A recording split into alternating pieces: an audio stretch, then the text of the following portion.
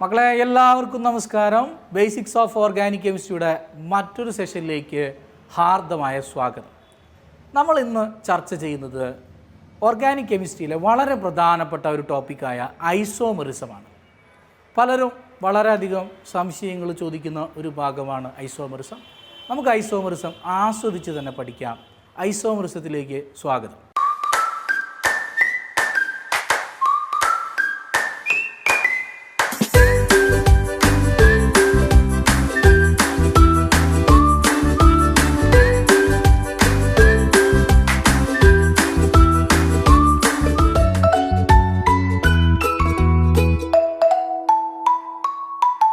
എന്താണ് ഈ ഐസോമെറിസം എന്ന് പറഞ്ഞാൽ?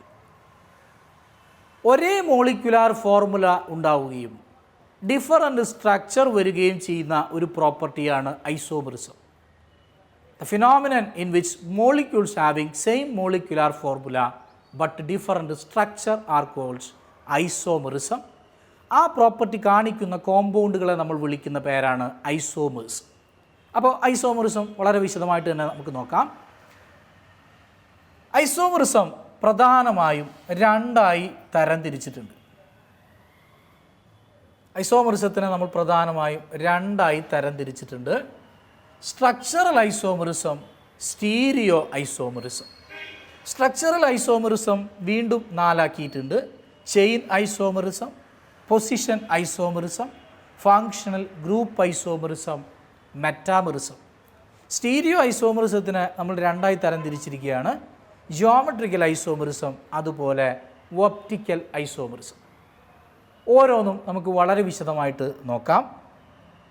നമ്മളിതിൽ ആദ്യം ഡിസ്കസ് ചെയ്യുന്നത് സ്ട്രക്ചറൽ ഐസോമെറിസമാണ്. എന്താണ് ഈ സ്ട്രക്ചറൽ ഐസോമെറിസം എന്ന് പറഞ്ഞാൽ? Isomerism in which compounds having same formula but different structure. വ്യത്യസ്ത സ്ട്രക്ചറുകൾ വരികയാണെങ്കിൽ നമ്മൾ അതിനെ വിളിക്കുന്ന പേരാണ് സ്ട്രക്ചറൽ ഐസോമെറിസം. അതിലാദ്യത്തത് ചെയിൻ ഐസോമെറിസമാണ്. നമുക്കിവിടെ ഒരു എക്സാമ്പിൾ നോക്കാം. ഇവിടെ 5 കാർബൺ വരുന്ന 3 കോമ്പൗണ്ടുകൾ തന്നിട്ടുണ്ട്. 3 കോമ്പൗണ്ടുകളും ശ്രദ്ധിച്ചാൽ നിങ്ങൾക്ക് മനസ്സിലാകുന്ന കാര്യം, 3-നകത്തും 5 കാർബണും 12 ഹൈഡ്രജനുമുണ്ട്. 5 കാർബണും 12 ഹൈഡ്രജനും വരുന്ന 3 കോമ്പൗണ്ടുകളാണ് ഇവിടെ തന്നിരിക്കുന്നത്. ആദ്യത്തെ ആൾ പെൻറ്റെയിൻ ആണ്. Pentane is also known as an pentane. ഇവിടെ എൻ എന്നതുകൊണ്ട് ഉദ്ദേശിക്കുന്നത് നോർമൽ അഥവാ ബ്രാഞ്ച് ഇല്ലാത്ത എന്നാണ്. അപ്പോൾ നിങ്ങൾ എവിടെയെങ്കിലും എൻ കണ്ടാൽ പേടിക്കേണ്ട, അത് നോർമൽ വിത്തൗട്ട് ബ്രാഞ്ച് എന്നാണ് അർത്ഥം. എന്നാൽ ഇവിടെ നമുക്കറിയാം ഒരു ബ്രാഞ്ച് ഉണ്ട്. രണ്ടാമത്തെ കാർബണിൽ ഒരു ബ്രാഞ്ച് വന്നിരിക്കുകയാണ്. നമ്മളതിനെ 2-മീഥൈൽ ബ്യൂട്ടെയിൻ എന്നാണ് വിളിക്കുന്നത്. എന്നാൽ അതിനൊരു കോമൺ നെയിം ഐസോപെൻറ്റെയിൻ എന്നാണ്. എന്തുകൊണ്ടാണ് ഐസോപെൻറ്റെയിൻ എന്ന് വിളിക്കുന്നത്? പെൻറ്റെയിന് സമാനമായത്, similar to pentane, that is the meaning. ഇവിടെ മൂന്നാമതൊരു കോമ്പൗണ്ട് 2,2-ഡൈമീഥൈൽ പ്രൊപ്പെയിൻ ആണ്. അതിനെ നമ്മൾ പൊതുവായിട്ട് നിയോപെൻറ്റെയിൻ എന്നാണ് വിളിക്കുന്നത്. അപ്പോൾ ഇതൊക്കെ പെൻറ്റെയിൻ്റെ വെറൈറ്റീസാണ്. അതുകൊണ്ടാണ് ഇങ്ങനെ വ്യത്യസ്തമായ പേരുകൾ വരുന്നത്. എന്നാൽ ഇവിടെ എന്താണ് വ്യത്യാസം? ലോങ് ചെയിനിൽ 5 കാർബൺ, ലോങ് ചെയിനിൽ 4 കാർബൺ, ലോങ് ചെയിനിൽ 3 കാർബൺ. ലോങ് ചെയിനിൽ വരുന്ന കാർബണിൻ്റെ എണ്ണത്തിൽ വ്യത്യാസമുള്ള എന്നാൽ ഒരേ മോളിക്യുലാർ ഫോർമുലയുള്ള കോമ്പൗണ്ട് ഇത്തരം ഐസോമെറിസത്തിനെ വിളിക്കുന്ന പേരാണ് ചെയിൻ ഐസോമെറിസം. അപ്പോൾ ചെയിൻ ഐസോമെറിസത്തിനകത്ത് കോമ്പൗണ്ടുകൾക്ക് ഒരേ ഫോർമുലയായിരിക്കും, പക്ഷേ ലോങ് ചെയിനിൽ വരുന്ന കാർബണിൻ്റെ എണ്ണത്തിൽ വ്യത്യാസമുണ്ടായിരിക്കും എന്നുള്ളതാണ്. വളരെ സിമ്പിളാണ്. രണ്ടാമത്തെ ഐസോമെറിസം പൊസിഷൻ ഐസോമെറിസമാണ്. എന്താണ് ഈ പൊസിഷൻ ഐസോമെറിസം? ഇവിടെ നമുക്കൊരു എക്സാമ്പിൾ തന്നിട്ടുണ്ട്. കൂടുതൽ എക്സാമ്പിളുകൾ നമുക്ക് പരിചയപ്പെടാം. ഈ എക്സാമ്പിൾ നിങ്ങൾ ശ്രദ്ധിച്ചാൽ മനസ്സിലാകുന്ന കാര്യം, രണ്ടും ആൽക്കഹോളാണ്. ഒരേ കാർബൺ ഉള്ള 2 ആൽക്കഹോളാണ്. ആദ്യത്തെ ആൾ പ്രൊപ്പാൻ 1-ഓളാണ്. കാരണം നമ്മൾ ശ്രദ്ധിച്ചാൽ മനസ്സിലാക്കാം, ഇവിടെ 1-ാമത്തെ കാർബണിലാണ് OH നിൽക്കുന്നത്. എന്നാൽ ഇവിടെ OH 2-ാമത്തെ കാർബണിലാണ്. അപ്പോൾ ഒരേ ഫങ്ഷണൽ ഗ്രൂപ്പാണ്, പക്ഷേ ഫങ്ഷണൽ ഗ്രൂപ്പിൻ്റെ പൊസിഷൻ മാറിയിട്ടുണ്ട്. അത്തരം ഐസോമെറിസത്തിനെ വിളിക്കുന്ന പേരാണ് position isomerism. Isomerism in which functional group will be same but different position. അപ്പോൾ ഇത് ഒരു പൊസിഷൻ ഐസോമറിസമാണ്. നമുക്ക് പൊസിഷൻ ഐസോമറിസത്തിൻ്റെ മറ്റൊരു എക്സാമ്പിൾ നോക്കാം. ഇതാ ഇങ്ങനൊരു കേസ് നമ്മൾ എടുക്കുകയാണ്. ഇപ്പോൾ CH3 CH2 CH2Cl ഇത് നമുക്കറിയാം 1 ക്ലോറോപ്രൊപ്പൈനാണ് അല്ലേ, 1 ക്ലോറോപ്രൊപ്പൈൻ. എന്നാൽ ഇതേ ക്ലോറോ രണ്ടാമത്തെ കാർബണിൽ വരികയാണ്. അപ്പോൾ സ്വാഭാവികമായും ഇതിൻ്റെ പേര് എന്തായിരിക്കും? 2 ക്ലോറോപ്രൊപ്പൈൻ എന്നായിരിക്കും അല്ലേ. അപ്പോൾ ഇവിടെയും ഫങ്ഷൻ ഗ്രൂപ്പ് സെയിം ആണ്, പക്ഷേ പൊസിഷൻ മാറിയിട്ടുണ്ട്. ഈ രീതിയിൽ എല്ലാ ഫങ്ഷൻ ഗ്രൂപ്പുകൾക്കും വരാൻ സാധ്യതയുള്ള ഒരു ഐസോമറിസമാണ് പൊസിഷൻ ഐസോമറിസം. ഇവിടെ ഒരേ ഫങ്ഷൻ ഗ്രൂപ്പാണെങ്കിലും പൊസിഷൻ മാറുന്നു എന്നുള്ളതാണ്. സ്ട്രക്ചറൽ ഐസോമറിസത്തിലെ മൂന്നാമത്തെ ഐസോമറിസം നമുക്ക് നോക്കാം. ഇതിൻ്റെ പേര് ഫങ്ഷണൽ ഗ്രൂപ്പ് ഐസോമറിസം എന്നാണ്. എന്താണ് ഫങ്ഷണൽ ഗ്രൂപ്പ് ഐസോമറിസം? നമുക്കിതിൻ്റെ ഫോർമുലാസ് ഒന്ന് നോക്കാം. C3H6 ആണ്, C3H6O. ഇതും നിങ്ങൾ ശ്രദ്ധിച്ചാൽ മനസ്സിലാക്കാൻ പറ്റും, C3H6O ആണ്. പിന്നെ എന്താണ് വ്യത്യാസം? രണ്ടിലും വ്യത്യസ്ത ഫങ്ഷൻ ഗ്രൂപ്പുകളാണ്. ഇവിടെ CO എന്ന് പറയുന്ന ഫങ്ഷൻ ഗ്രൂപ്പാണ്, ഇവിടെ CHO എന്ന് പറയുന്ന ഫങ്ഷണൽ ഗ്രൂപ്പാണ്. നമുക്കറിയാം ഇത് കീറ്റോണാണ്, ഇത് ആൾഡിഹൈഡാണ്. അതായത് കീറ്റോണിൻ്റെ ഫങ്ഷണൽ ഗ്രൂപ്പ് ഐസോമറാണ് ആൾഡിഹൈഡ്. കീറ്റോണിൻ്റെ ഫങ്ഷണൽ ഗ്രൂപ്പ് ഐസോമറാണ് ആൾഡിഹൈഡ് അല്ലേ. എങ്ങനെയാണ് കീറ്റോണും ആൾഡിഹൈഡും തിരിച്ചറിയുന്നത്? രണ്ടു പേർക്കും ഒരേ ജനറൽ ഫോർമുലയാണ്. എന്താണ് ജനറൽ ഫോർമുല? CnH2nO. എത്ര കാർബൺ ഉണ്ടോ അതിൻ്റെ ഇരട്ടി ഹൈഡ്രജൻ ഉണ്ടായിരിക്കും. C3H6, C4H8. ഈ രീതിയിൽ എത്ര കാർബൺ ഉള്ള കീറ്റോണാണോ അതിന് ഈക്വലായി കാർബൺ വരുന്ന ആൾഡിഹൈഡ് രണ്ടുപേരും ഫങ്ഷണൽ ഗ്രൂപ്പ് ഐസോമേഴ്സ് ആയിരിക്കും എന്നുള്ളതാണ്. ഇതാണ് ഫങ്ഷണൽ ഗ്രൂപ്പ് ഐസോമറിസം എന്നുള്ള ഭാഗത്ത് നമുക്ക് ഒരു ക്വസ്റ്റ്യൻ. മറ്റൊരു ക്വസ്റ്റ്യൻ നമുക്ക് നോക്കാം. ആൽക്കഹോളിൻ്റെ ഫങ്ഷണൽ ഗ്രൂപ്പ് ഐസോമറായിട്ട് വരുന്ന ഈതറിൻ്റെ ഒരു സെറ്റ് നോക്കാം. ഇപ്പോൾ CH3 CH2 CH2OH നമുക്കറിയാം ഇത് പ്രൊപ്പാൻ 1 ഓളാണ്. പ്രൊപ്പാൻ 1 ഓളിൻ്റെ അതേ ഫോർമുല വരുന്ന ഒരു കോമ്പൗണ്ട് ഇവിടെ ഉണ്ട്. CH3 CH2O CH3 CH3 CH2O CH3. ഈ ചോദ്യത്തിൻ്റെ പ്രത്യേകത ഇവിടെ നിങ്ങൾ ശ്രദ്ധിച്ചാൽ മനസ്സിലാവും, ഫങ്ഷണൽ ഗ്രൂപ്പ് മാറിയിട്ടുണ്ട്. OH എന്ന് പറയുന്നത് ആൽക്കഹോളാണ്, എന്നാൽ O എന്ന് പറയുന്നത് ഓക്സി ഫങ്ഷൻ ഗ്രൂപ്പ് വരുന്ന ഈതറാണ്. അതായത് ആൽക്കഹോളിൻ്റെ ഫങ്ഷണൽ ഐസോമറാണ് ഈതർ. നമുക്കറിയാം ഈ ഈതറിൻ്റെ പേര് മെത്ത് ഓക്സി ഈതൈൻ എന്നാണ്. അപ്പോൾ എങ്ങനെ പേര് കൊടുക്കുക? ഓക്സിയുടെ രണ്ട് വശവും നോക്കുക. ഇതിൽ ചെറിയ വശം ഏതാണോ അത് ആദ്യം എഴുതുക. അത് കഴിഞ്ഞ് ഓക്സി, പിന്നെ വലിയ വശം മെത്ത് ഓക്സി ഈതൈൻ, മെത്ത് ഓക്സി ഈതൈൻ. ഓക്കെ, ശ്രദ്ധിച്ചാൽ നിങ്ങൾക്ക് മനസ്സിലാക്കാൻ പറ്റും രണ്ടിനും ഒരേ ഫോർമുലയാണ് C3H8O. അപ്പോൾ ഇവരുടെ ഈ പെയർ എങ്ങനെ കണ്ടുപിടിക്കാൻ പറ്റും? ആൽക്കഹോളിനും ഈതറിനും ഒരേ ജനറൽ ഫോർമുലയാണ് CnH2n+2O. എത്ര കാർബൺ ഉണ്ടോ അതിൻ്റെ ഇരട്ടി +2, 3 കാർബൺ ഇരട്ടി 6 +2 8, C3H8O, C4H10O, C5H12O. ഈ രീതിയിൽ ഇരട്ടി +2 കാർബൺ വരുന്ന കോമ്പൗണ്ടുകളാണ് ആൽക്കഹോളുകളും ഈതറുകളും. അപ്പോൾ ആൽക്കഹോളിൻ്റെ ഫങ്ഷണൽ ഐസോമറാണ് ഈതർ. നാലാമത്തെ ഐസോമറിസത്തിലേക്ക് നമ്മൾ കടക്കുമ്പോൾ മെറ്റാമറിസമാണ്. മെറ്റാമറിസം എന്താണ് എന്നുള്ളത് വളരെ വിശദമായിട്ട് നമുക്ക് നോക്കാം.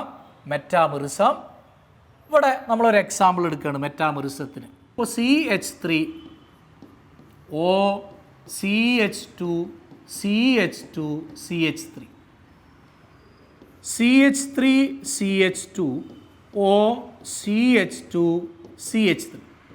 നമുക്കറിയാം രണ്ടും ഓക്സി വരുന്ന കേസുകളാണ്. പക്ഷേ ഫങ്ഷണൽ ഗ്രൂപ്പിൻ്റെ രണ്ട് വശത്തുമുള്ള ആൽക്കൈൽ ഗ്രൂപ്പ് ഡിഫറൻ്റ് ആണ്. ഇവിടെ ഓക്സി എന്ന് പറയുന്ന ഫങ്ഷണൽ ഗ്രൂപ്പിൻ്റെ രണ്ട് വശത്തും ഡിഫറൻ്റ് ആൽക്കൈൽ ഗ്രൂപ്പാണ്. ഒരു വശത്ത് മീഥൈൽ, ഒരു വശത്ത് പ്രൊപ്പൈൽ. ഇവിടെ ഒരു വശത്ത് ഈഥൈൽ, മറ്റൊരു വശത്തും ഈഥൈൽ തന്നെ. നമുക്ക് രണ്ടിൻ്റെയും പേര് നോക്കാം. നമുക്കറിയാം, നേരത്തെ നമ്മൾ സ്കീം പഠിച്ചതാണ്. സ്മോളസ്റ്റ് ആദ്യം എഴുതണം, മെത്ത്, വോക്സി, പ്രൊപ്പൈൽ. ഇനി നമുക്ക് ഇയാളുടെ പേര് നോക്കാം. രണ്ടും ഒരേ സാധനമായതുകൊണ്ട് വളരെ എളുപ്പത്തിൽ പേര് കൊടുക്കാം. എത്ത്, ഓക്സി, ഈഥൈൽ. ഈ രണ്ടും നിങ്ങൾ ശ്രദ്ധിച്ചാൽ മനസ്സിലാവും, രണ്ടിനകത്തും ഫങ്ഷണൽ ഗ്രൂപ്പും കാർബണും ഹൈഡ്രജനും എല്ലാം സെയിം ആണ്. പിന്നെ എന്താ സംഭവിച്ചത്? ഓക്സി എന്ന് പറയുന്ന ഫങ്ഷണൽ ഗ്രൂപ്പിന് രണ്ട് സൈഡിലും വരുന്ന ആൽക്കൈൽ ഗ്രൂപ്പ് ഡിഫറൻ്റ് ആണ്. ഇത്തരം ഐസോമെറിസത്തെ നമ്മൾ വിളിക്കുന്ന പേരാണ് മെറ്റാമെറിസം. അപ്പോൾ മെറ്റാമെറിസം കാണിക്കുക ആരാണ്? ഈഥർ കാണിക്കുന്ന, അല്ലേ, ഈഥർ കാണിക്കുന്ന ഒരു ഐസോമെറിസമാണ്. ഇവിടെ രണ്ടുപേരുടെയും ഫോർമുല ചുരുക്കി എഴുതിയാൽ എന്താ വരിക? C4H10O. കാരണം നമ്മൾ നേരത്തെ സൂചിപ്പിച്ചു, ഈഥറിൻ്റെ ജനറൽ ഫോർമുല ആൽക്കഹോളിൻ്റെ അതേ ജനറൽ ഫോർമുലയാണ്.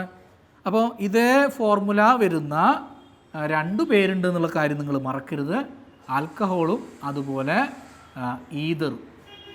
അപ്പോൾ ഐസോമെറിസം കൃത്യമായിട്ട് നമ്മൾ റെഫർ ചെയ്യണം. മെറ്റാമെറിസം ആണെങ്കിൽ ഐഡൻറ്റിഫൈ ചെയ്യാൻ എളുപ്പമാണ്. ഈഥർ ആയിരിക്കും നമുക്കവിടെ വരുന്നത്. എന്നാൽ ഫങ്ഷണൽ ഗ്രൂപ്പിലേക്ക് കിടക്കുമ്പോൾ അവിടെ ആൽക്കഹോളും ഈഥറും പെയറായിട്ടാണ് വരുന്നത്. ഇനി നമുക്കുള്ളത് രണ്ടാമത്തെ ഐസോമെറിസമായിട്ടുള്ള സ്റ്റീരിയോ ഐസോമെറിസം. അപ്പോൾ ഐസോമെറിസത്തിൻ്റെ പ്രധാനപ്പെട്ട ക്ലാസിഫിക്കേഷനിലെ സ്ട്രക്ചറൽ ഐസോമെറിസം 4 നമ്മൾ വളരെ വിശദമായി ചർച്ച ചെയ്തു. രണ്ടാമത്തെ ടൈപ്പായ സ്റ്റീരിയോ ഐസോമെറിസത്തിലേക്ക് നമ്മൾ കടക്കുമ്പോൾ രണ്ട് തരം സ്റ്റീരിയോ ഐസോമെറിസമാണുള്ളത്. രണ്ട് തരം സ്റ്റീരിയോ ഐസോമെറിസം. ഒന്ന് ജിയോമെട്രിക്കൽ ഐസോമെറിസം, രണ്ടാമത്തത് ഒപ്റ്റിക്കൽ ഐസോമെറിസം. അപ്പോൾ എന്താണ് ജിയോമെട്രിക്കൽ ഐസോമെറിസം, ഒപ്റ്റിക്കൽ ഐസോമെറിസം? നമുക്ക് നോക്കാം. ഇവിടെ ഐസോമറുകൾക്ക് ഫോർമുല സെയിം ആയിരിക്കും, പക്ഷേ അവരുടെ ജിയോമെട്രി ഡിഫറൻ്റ് ആയിരിക്കും. ഡിഫറൻറ്റ് ജിയോമെട്രിയും സെയിം മോളിക്യുലാർ ഫോർമുലയും വരികയാണെങ്കിൽ അത്തരം ഐസോമെറിസത്തിനെ വിളിക്കുന്ന പേരാണ് ജിയോമെട്രിക്കൽ ഐസോമെറിസം. എന്നാൽ ഒപ്റ്റിക്കൽ ഐസോമെറിസം എന്ന് പറയുന്നത് it is related to light. ലൈറ്റുമായി ബന്ധപ്പെട്ട ഐസോമെറിസമാണ് ഒപ്റ്റിക്കൽ ഐസോമെറിസം. നമുക്ക് വളരെ വിശദമായിട്ട് ഒപ്റ്റിക്കൽ ഐസോമെറിസം പഠിക്കാനുള്ളത് +2 ക്ലാസ്സിനകത്താണ് എന്നുള്ളതാണ്. അപ്പോൾ ജോമെട്രിക്കൽ ഐസോമെറിസം വളരെ വിശദമായി നമുക്കിവിടെ പഠിക്കാനുണ്ട്. ജോമെട്രിക്കൽ ഐസോമെറിസം നമുക്ക് നോക്കാം. എന്താണ് ജോമെട്രിക്കൽ ഐസോമെറിസവുമായി ബന്ധപ്പെട്ട് പറയാനുള്ളത്? രണ്ട് തരം ജോമെട്രിക്കൽ ഐസോമെറിസം ഉണ്ട്. ഞാൻ നേരത്തെ സൂചിപ്പിച്ചു കഴിഞ്ഞു. ജോമെട്രിക്കൽ ഐസോമെറിസം എന്ന് പറഞ്ഞാൽ ജിയോമെട്രി ഡിഫറൻ്റ് ആയിരിക്കും, പക്ഷേ ഒരേ മോളിക്യുലാർ ഫോർമുല ആയിരിക്കും എന്നുള്ളതാണ്. അപ്പോൾ നമുക്ക് നോക്കാം എന്താണ് ജോമെട്രിക്കൽ ഐസോമെറിസം. ഒരു എക്സാമ്പിളിലൂടെ നമുക്കത് പഠിക്കാം. ഞാൻ ഇവിടെ ഒരു കോമ്പൗണ്ട് എടുക്കുകയാണ്, CH3 CH double bond CH3. നമുക്കറിയാം ഇതിൻ്റെ പേര് ബ്യൂട്ട് 2-ene എന്നാണ്. കാരണം മുൻപൊരു സെഷനിൽ നമ്മൾ പഠിച്ചിട്ടുണ്ട് ആൽക്കീന് എങ്ങനെയാണ് പേര് കൊടുക്കുന്നത്. ആൽക്ക് പൊസിഷൻ ഈൻ, അല്ലേ, ലോവസ്റ്റ് നമ്പർ എടുക്കുന്നു. 2, 3 വരുമ്പോൾ ലോവസ്റ്റ് എടുക്കുന്നു. ഓക്കെ, ഈ സാധനത്തെ നമുക്ക് രണ്ട് രീതിയിൽ റെപ്രസെൻ്റ് ചെയ്യാൻ പറ്റും. എങ്ങനെയൊക്കെയാണ്? ഇതാ ഒരു റെപ്രസെൻറ്റേഷനാണ് ഞാൻ ഈ കൊടുത്തിരിക്കുന്നത്. ഇവിടെ നിങ്ങൾ ശ്രദ്ധിച്ചാൽ മനസ്സിലാക്കുന്ന കാര്യം, CH3യും CH3യും ഒരേ ഗ്രൂപ്പുകളാണ്, അവരൊരേ സൈഡിലാണ്. H ഒരേ ആറ്റംസാണ്, അവർ ഒരേ സൈഡിലാണ്. ഇങ്ങനെ ഒരേ ഗ്രൂപ്പ്സും ഒരേ ആറ്റംസും ഒരേ സൈഡിൽ വരികയാണെങ്കിൽ നമ്മൾ അത്തരം ഐസോമെറിസത്തിനെ വിളിക്കുന്ന പേരാണ് cis isomerism. So same groups or atoms are in the adjacent sides. ഈ സിസ് എന്ന വാക്കിൻ്റെ അർത്ഥം തന്നെ അഡ്ജസൻറ്റ് എന്നാണ്, അടുത്തടുത്ത്. എന്നാൽ ട്രാൻസ് ഐസോമറിസത്തിലേക്ക് നമ്മൾ വരികയാണെങ്കിൽ എന്താണ് ട്രാൻസ് ഐസോമറിസത്തിൻ്റെ പ്രത്യേകത? ഇവിടെ നമുക്ക് ഒരു കേസ് നോക്കാം. ഈ ക്വസ്റ്റ്യൻ നമുക്ക് ഇതിൻ്റെ ട്രാൻസ് നമ്മൾ വരയ്ക്കണം. CH3H.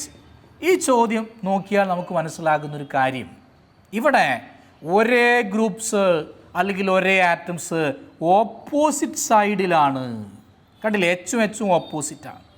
അതുപോലെ CH3യും ഓപ്പോസിറ്റാണ്.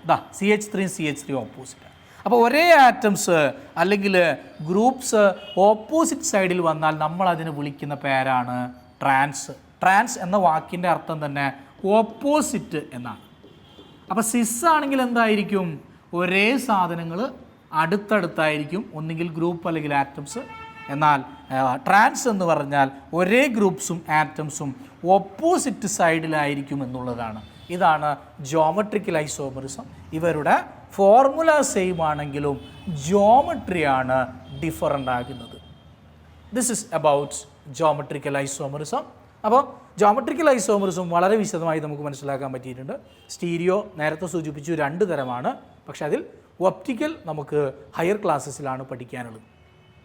അപ്പോൾ ഐസോമറിസവുമായി ബന്ധപ്പെട്ട ഈ ഒരു സെഷൻ എല്ലാവർക്കും ക്ലിയർ ആയിട്ടുണ്ട് എന്ന് വിചാരിക്കുന്നു.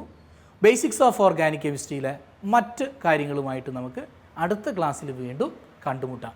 Okay, thank you.